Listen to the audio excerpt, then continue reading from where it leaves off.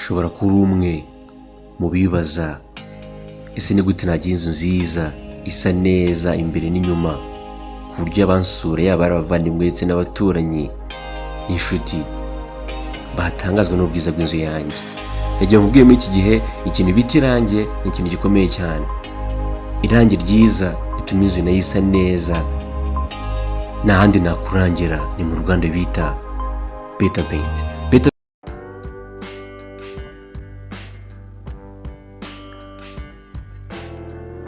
Reka mfata akanya gushimire cyane wowe dukurikiye. Iyi ngiyi ni BioPC TV.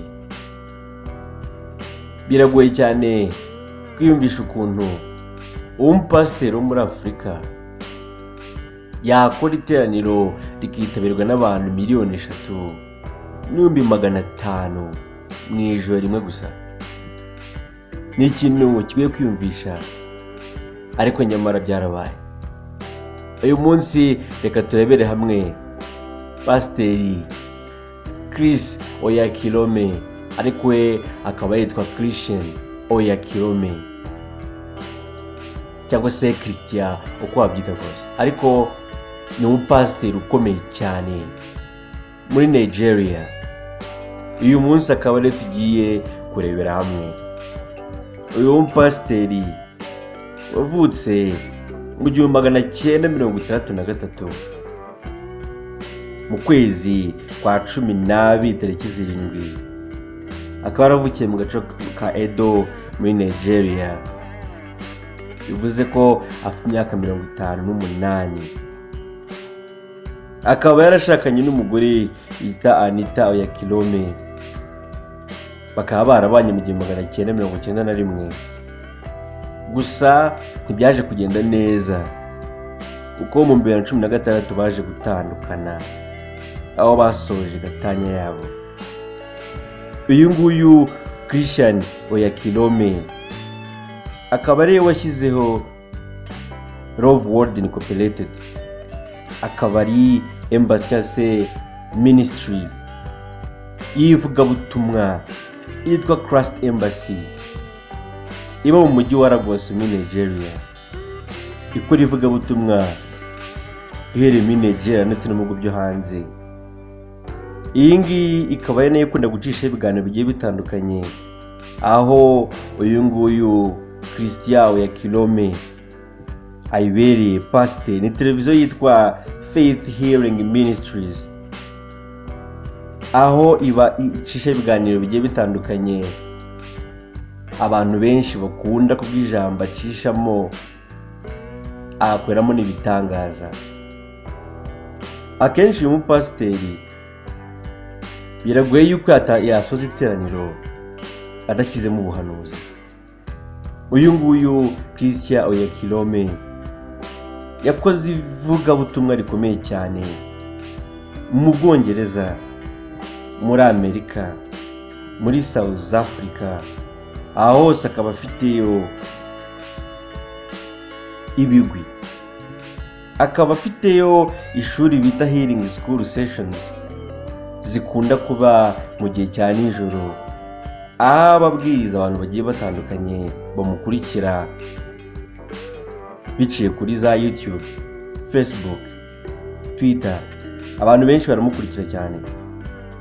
Iri vugabutumwa rye ryaturutse mu buryo we yavuze yuko kwizera Kristo n'umwami nk'umukiza, noneho bagahabwa kuba bigishwa barababatijwe mu izina rya Data, Umwana ndetse na Mwuka Wera, ko bakwiye gukora imirimo irimo ndetse n'ibitangaza. Aha ngaha akaba yarabitangaje avuga yuko ivugabutumwa ritabasha gukiza. Aha ngaha bavuga kujyanye no gukiza imibiri, abafite ibibazo byo kutabona, kutavuga, kutumva, kutagenda. Ubwo rero akavuga ko iri vugabutumwa ribaye ritabasha gukiza izo ndwara, ngo ntacyo byaba rimaze, kuko ngo Kristo nawe mu bigendo bw'ivugabutumwa ngo yakoze, ngo yagenda agakiza abarwayi.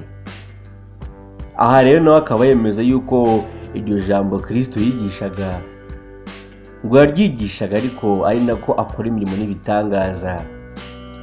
Ubwo rero ngo ibyo bintu byombi bikaba bigomba kugendana. Kwigisha ijambo ryiza y'Imana ribasha kubohora imitima, ariko noneho rikabasha no kunakiza indwara z'umubiri. Nicyo uyu nguyu Chris Oyakhilome cyangwa se Christian Oyakhilome yatangarije abamukurikiranaga guhera 2013, avuga yuko we ijambo ryiza ryakabaye ribohora ariko ngo rikanakiza, kugira ngo abantu ngo bagire kwizera kuri hejuru cyane, aho bavuga ngo the power of the faith, imbaraga zo kwizera ko zizamuka ngo binanyure no kureba ibintu n'ibitangaza bikorerwa mu ivugabutumwa rye.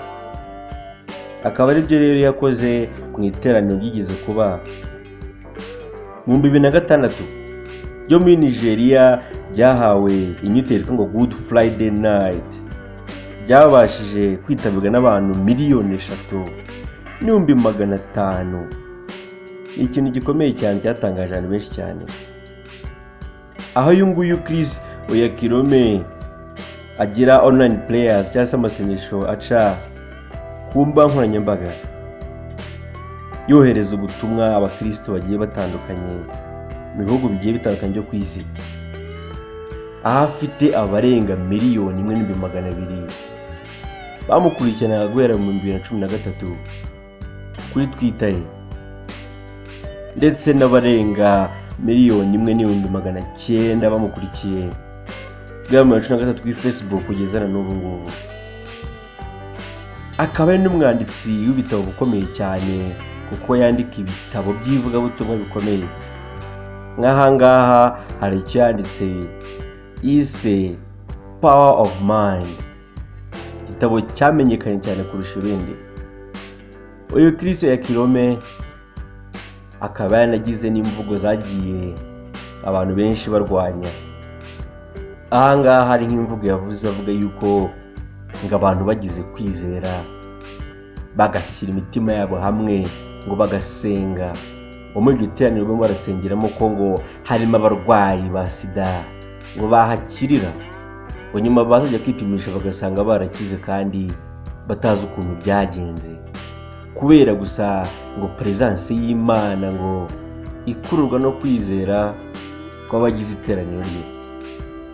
Ahangaha akaba yarabivuze abantu benshi bakabirwanya bavuga yuko ngo ibintu avuga ari ibinyoma, ahubwo ngo ari ukwishakira gusa indonke. Ahangaha akaba aravuga ku bijyanye n'uburyo hari abakristo benshi bagendaga batanga amaturo kugira ngo uyu murimo w'ivugabutumwa ugenda utera imbere ndetse ujya mu bihugu bigiye bitandukanye by'ibituranyi muri Afurika.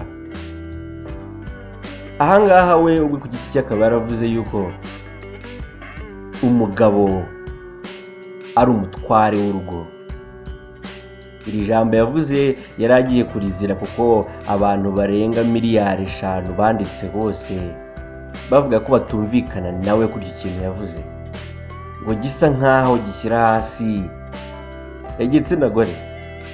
Akaba yaravuze yuko we iryo jambo yavuze ryuko ngo the men are like masters of their families. Mu Kinyarwanda bako ngo abagabo ngo bameze nk'abatware b'ingo zabo, ariko binari woneho abo ngabo banditse bo bavuga ko biri opposite cyangwa se bihabanye n'ukuri ya realite ihari ku isi. Ahangaha bo bakaba barifashe nk'ukandamiza abagore, nyamara we ngicyo yifuza kuvuga nuko gashaka kujya bavuga yuko Imana yashyizeho umugabo nk'umutware w'urugo, ariko ngo bitagomba gutuma akandamiza umugore we, ahaba ngo umugore we akabigenderaho amucira bugufi. Akaba aricyo yashatse kuvuga. Izo rero ni imvugo zimwe mu mwe yagiye avuga abantu benshi ntibabyumve kimwe nawe. Reka rero mbashimire cyane urukurikiye BPC TV. Reka tubane mu kiganiro cy'ubutaha.